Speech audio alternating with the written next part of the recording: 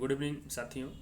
2025 में जो बच्चे मैट्रिक का फाइनल एग्जाम देने वाले हैं उनके लिए रिवीजन के इस सीरीज में आज का हमारा टॉपिक है त्रिभुज ट्रायंगल। बिल्कुल सीक्वेंस से हम लोग चल रहे हैं। ट्रायंगल में सबसे पहले हम लोग देखते हैं पूर्व ज्ञान, जो हम लोग क्लास 9 में सीखे थे।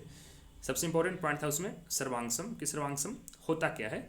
तो दो आकृति को सर्वांगसम कब बोलते हैं? यदि उसका आकार और उसका माप दोनों क्या हो, समान हो, यानी कि शेप और साइज दोनों जो है समान होना चाहिए। एग्जाम्पल के लिए ये एक क्या है, वृत्त है, ये भी क्या है, एक वृत्त है। तो दोनों का आकार समान हो गया, दोनों क्या है, वृत्त है। ठीक है, इसका माप कितना है, 3 सेंटीमीटर त्रिज्या।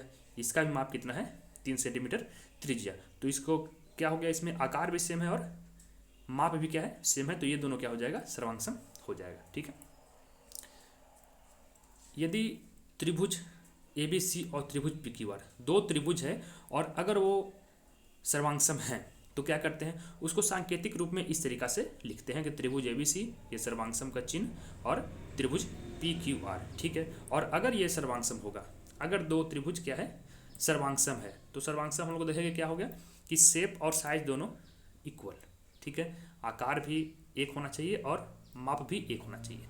अब है तो दोनों त्रिभुज, लेकिन त्रिभुज में 3 भुजा है तो कोई भी भुजा बड़ा छोटा हो सकता है। ठीक है, अगर हम ये बोले कि हाँ ये दोनों का दोनों त्रिभुज क्या है, सर्वांगसम है, इसका मतलब क्या होगा कि इसका तीनों भुजा और इसका तीनों भुजा क्या होगा, बराबर होगा, एक दूसरे के संगत भुजा क्या होंगे, बराबर होंगे। मतलब इसके बराबर ये इसके बराबर ये और ये तीसरा इसके बराबर हो जाएगा, और ये तीनों कोण भी क्या होंगे, इसके तीनों कोण के बराबर होंगे, तभी इसको सर्वांगसम बोलते हैं। और सर्वांगसम का पहचान है कि इसको अगर इस फिगर को उठा करके इसके ऊपर रखा जाए यहाँ पर, तो क्या होगा, इसको पूरी तरीक़ा से वो ढक लेगा। क्यों? क्योंकि आकार और माप दोनों क्या है, बराबर है। ठीक है, एग्जाम्पल के लिए आपके पास कॉपी है, आप कॉपी का पेज देख सकते हैं। सारा जो पेज है कॉपी का, सबका क्या है, आकार भी समान है और माप भी समान है। इसलिए आप कॉपी देखिएगा तो बिल्कुल पेज जो है एक दूसरे को ढक देता है। ठीक है, और अगर ऐसा हुआ तो सीधी सी बात है कि जो बिंदु, जो शीर्ष जिसके ऊपर रखेंगे, जैसे ये देखिए यहाँ पर ए बी सी और ये पी क्यू आर। ठीक है, अगर ये दोनों सर्वांगसम है तो अगर रखते हैं तो जहाँ पर ए है उसके ऊपर क्या आ जाएगा, पी, जहाँ पर बी है उसके ऊपर क्या आ जाएगा, क्यू, और जहाँ पर सी है उसके ऊपर क्या आ जाएगा, आर। तो इसी को हम लोग यहाँ पर लिख रहे हैं, इस तरीका से लिखते हैं, ये हो जाता है। ठीक है, अगर सर्वांगसम है तो। ठीक है, अब आते हैं त्रिभुज की सर्वांगसमता की कसौटियाँ। ऐसा कौन कौन कसौटी है जिससे कि हम बोल सकते हैं त्रिभुज सर्वांगसम है। ठीक है, तो सबसे पहले एस ए एस यानी कि साइड एंगल साइड, यानी कि भुजा कोण भुजा, मतलब कि दो भुजा और उसके बीच का कोण। अगर एक त्रिभुज का दो भुजा और उसके बीच का कोण दूसरे त्रिभुज के किसी दो भुजा और उसके बीच का कोण के बराबर है तो वो दोनों त्रिभुज क्या होगा, सर्वांगसम होगा। सर्वांगसम होगा कब? पहला क्राइटेरिया हो गया एस ए एस, ऑलरेडी ये 9th का ही चीज़ है। ठीक है, दूसरा क्राइटेरिया सर्वांगसम कब बोलते हैं, जब दो कोण और उसके बीच का भुजा, ए एस ए यानी कि दो कोण और दोनों कोणों के बीच का भुजा। ठीक है, यानी कि पहला त्रिभुज का दो कोण और उसके बीच का भुजा, दूसरा त्रिभुज का दो कोण और उसके बीच का भुजा, अगर ये बराबर है तो क्या होगा, दोनों त्रिभुज सर्वांगसम होगा। ठीक है, ये दो क्राइटेरिया। तीसरा में आते हैं, तीसरा है ए ए एस, मतलब कोण कोण भुजा। इसके पहले हम लोग क्या पढ़े, ए एस से, यानी कि दो कोण और उसके बीच का भुजा। अभी क्या है कि दो कोण और एक भुजा, जरूरी नहीं है कि वो भुजा दोनों कोण के बीच का हो, कोई भी हो, दो कोण और एक भुजा। यदि पहले त्रिभुज का दो कोण और कोई एक भुजा दूसरे त्रिभुज का दो कोण और कोई एक भुजा के बराबर हो तो क्या होगा, दोनों त्रिभुज सर्वांगसम होते हैं। ठीक है, चौथा नंबर एस एस एस यानी कि सिर्फ भुजा, यानी कि एक त्रिभुज का तीन भुजा दूसरे त्रिभुज का जो है संगत तीन भुजाओं के क्या हो, बराबर हो, तो ये क्या हो जाएगा, सर्वांगसम हो जाएगा। ठीक है, ये चौथा क्राइटेरिया था। इसके बाद आर एच एस। ठीक है, ये समकोण त्रिभुज में लागू होगा। अब समकोण त्रिभुज कहीं भी है, ये तो पता है कि एक कोण समकोण होता है। ठीक है, इसके अलावा बोल रहा है कि संग जो कर्ण है वो कर्ण क्या होना चाहिए, बराबर होना चाहिए, और कोई भी एक भुजा क्या हो, बराबर हो। किसी समकोण त्रिभुज में कर्ण दूसरे समकोण त्रिभुज के बराबर हो, कोई एक भुजा दूसरे संगत भुजा के क्या हो, बराबर हो, और एक कोण तो 90 है ही। अगर ऐसा है तो ये दोनों त्रिभुज भी क्या हो जाते हैं, सर्वांगसम हो जाते हैं। ठीक है, इसके बाद नेक्स्ट पॉइंट, सर्वांगसम त्रिभुज के संगत भागों के लिए हम CPCT लिखते हैं। CPCT मतलब हो गया corresponding part of congruence triangle, मतलब कि सर्वांगसम त्रिभुज के संगत भाग यानी संगत भुजा जो यहाँ पर लिखा गया। इसमें ये समझते हैं, ठीक है, ये दो त्रिभुज हो गए, इसका नामकरण कर दिया ABC और ये हो गया PQR। ठीक है, हुआ क्या यहाँ पर कि अब ये दोनों अगर सर्वांगसम है, अगर ये दोनों सर्वांगसम है तो AB बराबर PQ होगा। ठीक है, तो अगर हमें ऐसा लिखना है कि हाँ PQ बराबर AB, तो भाई हम क्यों लिखे, कैसे लिख दिए बराबर, क्योंकि दोनों के दोनों क्या है, सर्वांगसम है, इसलिए लिख देंगे यहाँ पर क्या, CPCT मतलब सर्वांगसम त्रिभुज का संगत भाग। उस हिसाब से क्या हो गया, ये बराबर हो गया, तो इसीलिए बस लिखने के लिए प्रयोग करते हैं। फिर आते हैं, त्रिभुज की बराबर भुजाओं के सम्मुख कोण बराबर होते हैं। किसी एक त्रिभुज में यदि ये भुजा और ये भुजा बराबर है तो इस भुजा के सामने का कोण कौन सा हो गया, ये वाला, और इस भुजा के सामने का कोण हो गया ये वाला। तो ये बोल रहा है किसी त्रिभुज में यदि दो भुजा बराबर है तो दोनों के सामने का कोण भी क्या होगा, बराबर होगा। ठीक है, ये पॉइंट। फिर इसमें अगला पॉइंट कि त्रिभुज के बराबर कोणों के सम्मुख भुजा बराबर होते हैं। इसी का जस्ट क्या है, रिवर्स है, इसी का जस्ट क्या है, ये उल्टा है कि दो त्रिभुज हैं, सॉरी एक ही त्रिभुज में ये कोण और ये कोण क्या है, बराबर है। तो इस कोण का सामने का भुजा कौन सा हो गया, ये वाला, और इस कोण के सामने का भुजा कौन सा हो गया, ये वाला। तो बोल रहा है कि यदि ये दोनों कोण बराबर हैं तो ये दोनों भुजा पे क्या हो जाएगा, बराबर हो जाएगा। इसको बोलते हैं कन्वर्स, यानी कि इसी का जस्ट अपोजिट हो गया ये। ठीक है, कन्वर्स। चलिए अब हम लोग आते हैं क्लास 10 में, जो हम लोग को पढ़ना है, जो अभी तो हम लोग क्या कर रहे थे, रिवीजन कर रहे थे। ठीक है, क्लास 10 में हम लोग को पढ़ना है समरूप के बारे में। हम लोग 9 में पढ़े थे सर्वांगसम और 10 में क्या पढ़े हम लोग, समरूप के बारे में। ठीक है, जानते हैं दो आकृतियां समरूप होते हैं कब, यदि उनके आकार समान हो परंतु इसके माप भिन्न भिन्न हो सकते हैं। सर्वांगसम में क्या था कि आकार भी समान था और माप भी क्या था, समान था। समरूप में क्या है कि आकार समान है लेकिन माप इसके भिन्न भिन्न हो सकते हैं। ठीक है, तो ध्यान देना यहाँ पर, ये जो नीचे फिगर है ये एक वृत्त है, ये भी एक वृत्त है और ये भी क्या है, एक वृत्त है। तो तीनों का तीनों क्या है, वृत्त है, तो आकार तो समान हो गया कि तीनों वृत्त है। इसका माप देखिए, ये 3 सेंटीमीटर त्रिज्या है, इसका त्रिज्या 3 सेंटीमीटर और इसका त्रिज्या 5 सेंटीमीटर। तो हम बोल सकते हैं कि ये जो दो, ये B और A, ये जो दो फिगर है, ये दोनों आपस में क्या है, समरूप तो है ही क्योंकि आकार दोनों का समान है, लेकिन ये सर्वांगसम भी है क्योंकि इसका जितना माप है उतना माप इसका भी है। ठीक है, वही दूसरी तरफ देखें तो ABC क्या है, समरूप है, ये A और BC तीनों क्या है, समरूप है। तीनों का तीनों सर्वांगसम नहीं है, ये दोनों सर्वांगसम है लेकिन ये सर्वांगसम नहीं है, लेकिन समरूप है। क्यों, क्योंकि आकार सबका वैसा ही है, सब क्या है, वृत्त के आकार का ही है। तो ये हो गया समरूप आकृतियाँ कि जिसका आकार समान हो परंतु माप जो है भिन्न भिन्न हो सकते हैं। ठीक, नेक्स्ट पॉइंट आते हैं, सभी सर्वांगसम आकृतियां समरूप होती है।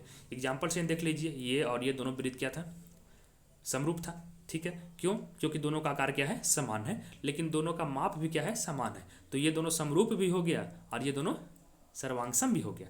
वही बोल रहा है कि सभी सर्वांगसम आकृतियां समरूप होती है। ठीक है, लेकिन सभी समरूप आकृतियां सर्वांगसम का उसका सर्वांगसम होना आवश्यक नहीं है। मतलब सर्वांगसम समरूप हो जाएगा लेकिन समरूप सर्वांगसम हो ऐसा कोई जरूरी नहीं है। ठीक है, हो भी सकता है, नहीं भी हो सकता है, मतलब कोई जरूरी नहीं कि सर्वांगसम होगा ही होगा। ठीक है, नेक्स्ट पॉइंट। अब आते हैं बहुभुज। दो बहुभुज समरूप होते हैं, दो बहुभुज समरूप होते हैं यदि उनके संगत कोण बराबर हो और उनके संगत भुजा क्या हो, समानुपाती हो। बराबर नहीं हो, समानुपाती हो। बराबर भी हो तो कोई दिक्कत नहीं है, लेकिन समानुपाती हो मतलब एक ही अनुपात में। अब ये बहुभुज में क्या आ गया हम लोग के पास, बहुभुज में त्रिभुज, चतुर्भुज, पंचभुज बहुत सारा पढ़ते हैं। ठीक है, उसके बारे में बोल रहा है कि संगत कोण बराबर हो और संगत भुजा क्या हो, समानुपाती हो। एग्जाम्पल के लिए हम लोग यहाँ पर लिए हैं वर्ग। ठीक है, एक वर्ग लिए हैं, ये भी एक वर्ग है, ये भी एक वर्ग है, तो दोनों बहुभुज है। ठीक है, इस वर्ग का भुजा कितना है, 5 सेंटीमीटर, इस वर्ग का भुजा कितना है, 9 सेंटीमीटर। हम लोग जानते हैं कि वर्ग का सभी भुजा क्या होता है, आपस में बराबर होता है। तो जब ये 5 है तो ये भी 5 होगा, ये भी 5 होगा, ये भी 5 होगा। इसमें ये 9 है तो ये भी 9, ये भी 9, ये भी 9। और वर्ग का जो कोण है, चारों कोण कितना कितना डिग्री का होता है, 90 डिग्री का होता है। तो अगर हम देखें तो आकार में ये भी वर्ग है और ये भी वर्ग है। इसका 5 सेंटीमीटर है भुजा और इसका भुजा कितना है, 9 सेंटीमीटर है। तो ये दोनों क्या होंगे, समरूप हो जाएंगे, क्योंकि आकार तो सेम ही है। ठीक है, आगे आते हैं। हाँ, मेन जो हमारा समस्या है कहाँ पर है, त्रिभुज में। हम लोग को त्रिभुज ही मेन रूप से पढ़ना है। ठीक है, त्रिभुज की समरूपता। त्रिभुज की समरूपता, तो दो त्रिभुज समरूप होते हैं कब, अभी हम लोग पढ़े कि बहुभुज समरूप कब होता है, जब संगत कोण बराबर हो और संगत भुजाएं क्या हो, समानुपाती हो। ठीक है, तो त्रिभुज भी तो एक बहुभुजी है, तो ये भी समरूप कब होगा, जब इसके संगत कोण बराबर होंगे और इसके संगत भुजाएं क्या हो जाएंगे, समानुपाती हो जाएंगे। ठीक है, आगे आते हैं। ठीक है, देखिए, यदि दो त्रिभुज हों और उनके संगत कोण क्या हो, बराबर हो, तो उनको हम समकोणिक त्रिभुज बोलते हैं। क्या बोला जाता है उसको, समकोणिक त्रिभुज, यानी इक्वी एंगुलर ट्रायंगल। दो त्रिभुज हैं, ठीक है, ये दो त्रिभुज हैं और ये कोण इसके बराबर हो गया, ये कोण इसके बराबर हो गया, ये कोण इसके बराबर हो गया। ठीक है, तो दो त्रिभुज तो अलग अलग है, लेकिन जितना जितना कोण का मान इसका है उतना ही कोण का माप क्या है, इसका है। तो इसको हम क्या बोल देंगे, ये समकोणिक त्रिभुज हो गए, इक्वी एंगुलर ट्रायंगल ये हो गए। ठीक है, आगे आते हैं।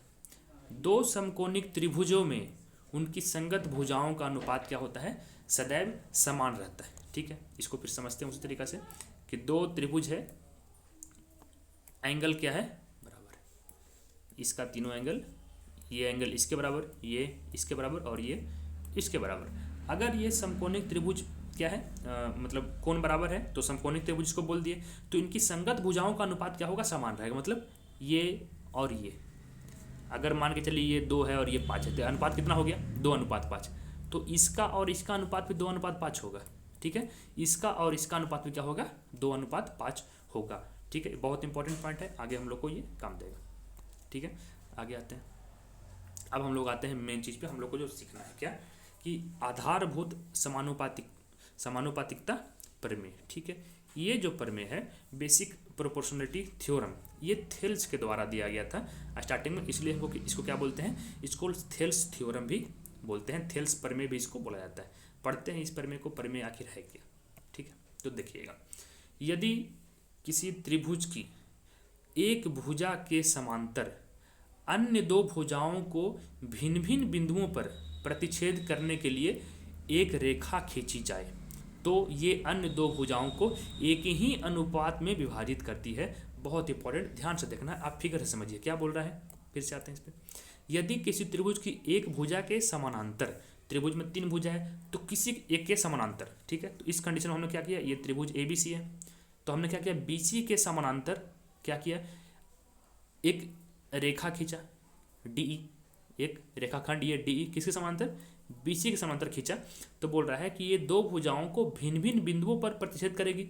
तो देखिए, ये वाले भुजा को D पे काट रही है और ये वाले भुजा को ये E पे काट रही है, और ये क्या करती है, जो अन्य दो भुजाएं हैं ना, उसको एक ही अनुपात में विभाजित करती है। सिंपली समझिए कि एक त्रिभुज में एक भुजा के समानांतर खींची गई रेखा बाकी दोनों भुजाओं को एक ही अनुपात में क्या करती है, विभाजित करती है, बांटती है। तो इसी को हमने फिगर से यहाँ पर लिखा है कि यदि ये त्रिभुज ABC में, ये त्रिभुज ABC यहाँ पर है ये वाला, तो त्रिभुज ABC में DE समानांतर है BC के, ये DE समानांतर किसके है, BC के। अगर ये समानांतर है तो इसको, ये भुजा को और ये भुजा को एक ही अनुपात में बांटेगी, मतलब यहाँ से AD और यहाँ से DB। ठीक है, AD अनुपात DB, यहाँ क्या हो जाएगा, AE अनुपात EC। ठीक है, तो अगर ये समानांतर है तो AD अनुपात DB बराबर AE अनुपात EC। जिस भी अनुपात में ये इसको बांटने वाला है, ये वाले भुजा को, उसी अनुपात में ये इस वाले भुजा को भी क्या करेगा, बांटेगा, अगर ये समानांतर है तो। ठीक है, ये ध्यान देना है। यही हो गया हमारे पास Thales theorem, basic proportionality theorem. ठीक है, आगे आते हैं, आगे आते हैं। देखिए, ये वही पॉइंट है, कन्वर्स है, जस्ट उसका उल्टा है। उसमें हम लोग क्या देखे कि अगर रेखा समानांतर हो रही थी तो ये क्या कि इसको एक ही अनुपात में बांटी। इसमें क्या है, ये जस्ट उसका कन्वर्स है, मतलब कि इसमें क्या करेगा कि एक रेखा खींच रहे हैं, हमको पता नहीं है कि रेखा समानांतर है कि नहीं, बस एक रेखा खींचे, और रेखा खींचने के बाद यदि ये इसको बराबर भाग में बराबर अनुपात में बांट दी, इसका मतलब रेखा क्या हो जाएगा, समानांतर। ठीक है, समझना ध्यान से। ये जो हम लोग यहाँ पर देखें, इसमें क्या था, इसमें ये है कि रेखा जो है हम लोग समानांतर खींचे थे, तो ये इसको क्या किया, बराबर अनुपात में बांटा। और अभी हम लोग जो यहाँ पर देखेंगे वहाँ पर क्या होगा कि बस एक रेखा खींच दिए, वो समानांतर है कि नहीं हमको नहीं पता, बस एक रेखा खींच दिए। अगर खींचने के बाद ये इसको बराबर अनुपात में बांट दिया तो बोलेंगे कि ये जो रेखा खींचे थे ना वो क्या होगा, समानांतर। ठीक है, वही लैंग्वेज लिखा गया, समझिएगा इसको। यदि एक रेखा किसी त्रिभुज की दो भुजाओं को एक ही अनुपात में विभाजित करे तो वह तीसरी भुजा के समानांतर होगी। ये रेखा हमने डी खींचा, ये ए डी डी बी ए ई सी, ये क्या किया, ए बी और ए सी को एक ही अनुपात में बांटा, तो बोलेंगे डी क्या हो जाएगा, बी सी के समानांतर हो जाएगा। इसी को हमने यहाँ पर लिखा है, यदि त्रिभुज ए बी सी में ए डी बटा डी बी बराबर ए ई बटा ई सी, यानी कि एक ही अनुपात में बांटा हो तो डी ई समानांतर क्या होगा, बी सी होगा। ये थेल्स थ्योरम में कहीं क्या है, थेल्स थ्योरम कहीं क्या है, ये कन्वर्स है, यानी कि जस्ट उसका विलोम है, उसका उल्टा है। ठीक है, ये बेसिक थ्योरम हो गया। अब हम लोग आते हैं कि जिस तरीका से क्लास 9 में त्रिभुज के सर्वांगसम का कसौटी के बारे में पढ़े थे कि क्या क्या कसौटी उसका है, उसी तरीका से त्रिभुज की समरूपता का कसौटी हम लोग यहाँ पर देखेंगे। ठीक है, तो सबसे पहला हमारे पास ए यानी कि एंगल एंगल एंगल, कोण कोण कोण, मतलब वही होगा। देखिए, यदि दो त्रिभुजों में संगत कोण बराबर हों तो उसकी संगत भुजाएं एक ही अनुपात में हो जाती है, यानी समानुपाती होती है, और इसको हम क्या बोल सकते हैं कि समरूप हो गए। देखो क्या लिखा गया है कि यदि संगत कोण क्या है, दोनों त्रिभुज में बराबर है। ठीक है, ये दो त्रिभुज है, ये कोण ए कोण डी के बराबर है, कोण बी कोण ई के, और कोण सी क्या है, कोण एफ के बराबर है। अगर ये है तो क्या होगा, इसकी जो भुजाएं हैं वो भी समानुपाती होगी, एक अनुपात में ही होगी। ये हम लोग अभी देखे थोड़ा देर पहले जो हम लोग पढ़े एक पॉइंट,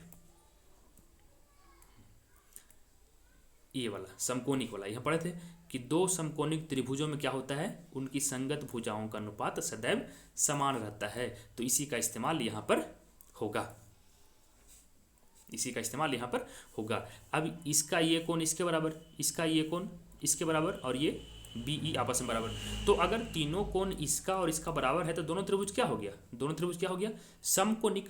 अगर समकोणिक त्रिभुज हो गया तो हम लोग पढ़े थे कि समकोणिक त्रिभुज में संगत भुजाओं का अनुपात भी क्या होता है, बराबर होता है। यानी कि यहाँ पर अगर दोनों त्रिभुज समकोणिक है तो ये भुजा, ये भुजा, ये इसके साथ, और ये भुजा इसके साथ, ये क्या हो जाएगा, एक ही अनुपात में हो जाएंगे। मतलब ये ए बी अनुपात डी ई बराबर ए सी अनुपात डी एफ, और यहाँ बी सी अनुपात ई एफ, ये ऑटोमेटिक हो जाएगा जो हम लोग पहले पढ़े उसके हिसाब से। तो वही यहाँ पर लिखा गया है कि त्रिभुज ए बी सी ये वाला त्रिभुज, और त्रिभुज डी ई एफ यानी कि ये वाला त्रिभुज, अगर इसमें कोण ए बराबर कोण डी है, ये इसके बराबर है, कोण बी कोण ई है, ये दोनों आपस में बराबर हैं, और कोण सी बराबर कोण एफ है, ये आपस में बराबर हैं, तो क्या होगा, ए बी बटा डी ई यानी कि ये वाला भुजा, और ए सी बटा डी एफ यानी ये और ये भुजा, और बी सी बटा ई एफ यानी कि ये और ये भुजा, ये क्या हो जाएगा, समानुपाती हो जाएगा। और समानुपाती अगर हो गया, कोण तो बराबर है ही, तो क्या हो जाएगा, ये दोनों को हम बोल सकते हैं कि दोनों क्या है, समरूप त्रिभुज हैं। ठीक है, बहुत ध्यान से समझना है एक पॉइंट को ठीक से। नेक्स्ट, समरूपता की दूसरी कैटेगरी, ये क्राइटेरिया एस एस एस यानी कि भुजा भुजा भुजा, ध्यान देना है। इस कंडीशन में क्या है कि यदि एक त्रिभुज की सभी भुजाएं दूसरे त्रिभुज की भुजाओं के साथ समानुपाती हो तो इनके संगत कोण बराबर होते हैं, और इसलिए दोनों त्रिभुज क्या होते हैं, समरूप होते हैं। जस्ट उसी की तरह है, उसमें क्या था, तीनों कोण बराबर था तो तीनों भुजा क्या हो गया, समानुपाती। इसमें बोला गया है कि तीनों भुजाएं पहले से ही क्या है, समानुपाती हैं। अब तीनों भुजाएं समानुपाती हैं तो तीनों कोण क्या हो जाएंगे इसमें, बराबर, उस तरीक़ा से। तो ये त्रिभुज बोला गया कि ए बी और डी ई सब, ये पी क्यू क्या है, समानुपाती है, ये ए सी और पी आर भी क्या है, और ये बी सी और क्यू आर तीनों क्या है, समानुपाती है। तो भाई तीनों समानुपाती हैं तो तीनों का जो कोण भी होगा ना, ये संगत कोण, वो क्या हो जाएगा, बराबर हो जाएगा। देखिए उसी को लिखा गया है कि त्रिभुज ए बी सी और त्रिभुज पी क्यू आर में ए बी बटे पी क्यू, ए बी ये और पी क्यू ये, ए बी बटे पी क्यू बराबर ए सी बटा पी आर, ये ए सी बटा पी आर और ये बी सी बटे क्यू आर। अगर ऐसा है, अगर ये बराबर है तो ये तीनों कोण भी क्या हो जाएंगे, संगत कोण क्या हो जाएंगे, आपस में बराबर हो जाएंगे।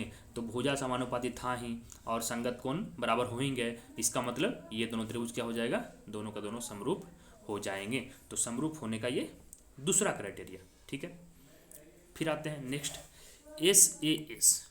ठीक है, भुजा कोण भुजा, हम लोग सर्वांगसम में भी देखे थे इसको, दो भुजा और इसके बीच का कोण, ये सर्वांगसम में था, यहाँ पर भी है। ठीक है, यदि दो त्रिभुजों में एक कोण बराबर और इन कोणों को अंतर्गत करने वाली भुजाएं समानुपाती हो तो दोनों त्रिभुज समरूप होते हैं। फिगर से समझिए, ये ए बी सी और ये पी क्यू आर, इसमें कोण ए बराबर क्या है, कोण पी, कोण ए बराबर क्या है, कोण पी। तो एक कोण तो बराबर हो गया और ये कोण को अंतर्गत करने वाली भुजा कौन सी है, इस कोण के अंतर्गत भुजा कौन सी है, यहाँ से ये ए बी है और ये क्या है, ए सी है, यहाँ ये पी क्यू है और ये क्या है, पी आर है। तो वही बोल रहा है कि दोनों कोण तो बराबर हो गया और इसके जो अंतर्गत करने वाली भुजा है, ये ए बी पी क्यू और ये ए सी पी आर, ये क्या है, समानुपाती है। अगर ऐसा है तो दोनों त्रिभुज क्या होगा, समरूप हो जाएगा। इसी को लिखा गया है यहाँ पर, कोण ए बराबर कोण पी है, ए बी बटा पी क्यू बराबर ए सी बटा पी आर। अगर ऐसा है तो दोनों क्या हो जाएगा, समरूप हो जाएगा। देखिए सारा चीज़ ये जो है सबको प्रूफ भी किया जा सकता है, लेकिन हम लोग रिवीजन कर रहे हैं और इसके प्रूफ से उतना क्वेश्चन आता नहीं है तो हम लोग उसका रिवीजन नहीं करेंगे। अगर फिर भी इच्छा हो कि नहीं प्रूफ किया जाए तो अलग से कमेंट करिएगा, बाद में हो जाएगा उसके बाद। ठीक है, ये हो गया 3 क्राइटेरिया समरूप का। अब आते हैं चौथे में। चौथा क्या है हमारे पास, R H S. R H S हम लोग सर्वांगसम में भी देखे थे कि समकोण कर्ण और एक भुजा, समकोण कर्ण और एक भुजा। ठीक है, देखिए यहाँ पर दो समकोण त्रिभुजों में, यहाँ पर पहले ही बोला गया क्या, समकोण त्रिभुज। तो समकोण त्रिभुज तो पता है कि एक कोण क्या होगा, 90 डिग्री हो जाएगा। उसमें एक त्रिभुज का कर्ण और एक भुजा, दूसरे त्रिभुज के कर्ण और एक भुजा के क्या हो, समानुपाती हो, तो दोनों त्रिभुज क्या हो जाएगा, समरूप हो जाएगा। जैसे हम लोग अभी ऊपर देखे उसी तरीका से ये भी है, ये 90 है, ये 90 ऑलरेडी होगा ही होगा। ये बोल रहा है कि ये इसके समानुपाती हो जाए और ये वाला जो है वो इसके समानुपाती हो जाए। अब समानुपाती अगर वैसा हो गया तो क्या हो जाएगा, समरूप हो जाएंगे। ये लिखा गया है यहाँ पर वही चीज़ को। ठीक है, दोनों क्या हो जाएंगे, समरूप हो जाएंगे। ठीक है, नेक्स्ट आगे देखिए पॉइंट है, यदि एक त्रिभुज के दो कोण दूसरे त्रिभुज के दो कोण के बराबर हों तो त्रिभुज के कोण योग गुण धर्म के अनुसार इसके तीसरे कोण भी बराबर होंगे। इसे दो त्रिभुज की समरूपता का ए यानी एंगल कसौटी कहा जाता है। यहाँ पर देखिए दो ही एंगल का बात किया जा रहा है। तो यहाँ पर ये बोल रहा है कि एक त्रिभुज क्या है और ये, अब इसका ये कोण और ये कोण, इसके ये कोण के बराबर है। मान के चलिए कि इसका मान हो गया 70, इसका हो गया 60, बराबर बोल रहा है तो ये भी क्या हो जाएगा 70, ये भी क्या हो जाएगा 60। अब हम लोग जानते हैं कि त्रिभुज में तीनों कोणों का योग कितना होता है, 180 डिग्री। तो अगर ये 70 है, ये 60 है, तो बचा हुआ ये कोण कितना हो जाएगा, 50 हो जाएगा। तो भाई इसमें भी तो ये कोण 50 ही हो जाएगा ना, हो तो जाएगा 50 ही। तो वही बोल रहा है कि कोण योग गुण धर्म के अनुसार क्या होगा, तीसरे कोण भी बराबर होते हैं। जब दो कोण का मान है ही बराबर है तो तीसरा ऑटोमेटिक बराबर होगा, क्योंकि जोड़ के तो 180 ही लेके आना है। तो वही बोल रहा है कि यहाँ पर मेरे पास क्या था कि दो ही कोण का जानकारी था, मेरे पास दो कोण का जानकारी था, लेकिन तीसरा हम लोगों ने क्या किया, ये गुण धर्म के अनुसार हम लोगों ने उसको निकाल लिया। तो अगर ये दो दिया रहेगा तो तीसरा हम लोग ऑलरेडी निकाल लेंगे। तो वही बोल रहा है कि इसको क्या बोलते हैं, दो त्रिभुज की समरूपता का ए यानी कि एंगल कसौटी इसको बोलते हैं। ठीक है, आगे आते हैं, यहाँ तक ये पॉइंट था। तो इसमें हम लोगों ने क्या क्या देखा, क्या क्या पॉइंट पे ध्यान देना है वो देखिए। ये पूर्व ज्ञान हो गया हमारे पास, जो सर्वांगसम पैलेस के था। ठीक है, ये उसी का है। हाँ, ये क्वेश्चन डायरेक्ट यहाँ पर से ऑब्जेक्टिव बन सकता है कि दो बहुभुज समरूप कब होंगे, यदि संगत कोण बराबर हो और संगत भुजा क्या हो, समानुपाती हो। कहीं कहीं पर क्या करता है, यही समानुपाती को क्या करेगा, आपको लिख देगा बराबर। ये समानुपाती ना लिख के बोल देगा कि बराबर। ठीक है, तो आप फंस जाएंगे इसमें, क्यों, सर्वांगसम वाला आदत होगा बोलने का, इसीलिए। ठीक है, दूसरी पॉइंट यहाँ पर ये जो पॉइंट हो गया कि सभी सर्वांगसम आकृतियां समरूप होती है, ये बिल्कुल सत्य है, लेकिन सभी समरूप आकृति सर्वांगसम का उसका क्या है, सर्वांगसम होना आवश्यक नहीं है। मतलब कि सभी समरूप आकृति सर्वांगसम हो भी सकते हैं और सर्वांगसम नहीं भी हो सकते हैं। एग्जाम्पल में यहाँ पर देखें कि ये क्या है, ये और ये दोनों क्या है, वृत्त है, तो दोनों समरूप है क्योंकि दोनों वृत्त है, लेकिन दोनों का भुजा क्या है, बराबर है, ये सॉरी त्रिज्या क्या है, बराबर है, तो ये दोनों सर्वांगसम भी हो गए। मतलब समरूप तो थे ही, सर्वांगसम भी हो गए। लेकिन वही अगर इसको देखें तो ये क्या है, समरूप तो है लेकिन सर्वांगसम ये नहीं है। तो ये ऑब्जेक्टिव क्वेश्चन में आता है, थोड़ा ध्यान देना है, ठीक है। त्रिभुज की समरूपता वही होगी, थेल्स प्रमेय को बिल्कुल ध्यान में रखना है, इंपॉर्टेंट है ये, ठीक है। इस पर डायरेक्ट क्वेश्चन भी आता है पढ़ने के लिए, 2-3 नंबर का क्वेश्चन पूछ देगा इससे, तो इसको ध्यान में रखना है। और ये कसौटियाँ की समरूपता के लिए, त्रिभुज की समरूपता के लिए क्या क्या कसौटियाँ हुई, ठीक है। तो टोटल हम लोग 5 कसौटी पढ़े, 4 है, लेकिन ये अगर ये वाला देख लें ए तो ये भी कसौटी में ही आता है, तो टोटल कितने कसौटियाँ हो जाएंगी, 5 कसौटियाँ हो जाएंगी, ठीक है। तो ये हो गया क्लास 9 के ट्रायंगल का एक रिवीजन। हम लोग जो भी रिवीजन कर रहे हैं एनसीईआरटी के बुक से कर रहे हैं, तो लगभग सारा पॉइंट इसमें ओके हो जा रहा है। सिर्फ थ्योरम को प्रूफ नहीं करने वाले, थ्योरम को लिख के समझना है, उसका इस्तेमाल करना है, क्योंकि थ्योरम बहुत ज़्यादा नहीं पूछा जाता है। उसके बावजूद भी यदि लगे कि नहीं ये कुछ थ्योरम हमको समझना है, तो आप लोग बताइएगा, उसको हम लोग सॉल्व कर देंगे, ठीक है। धन्यवाद।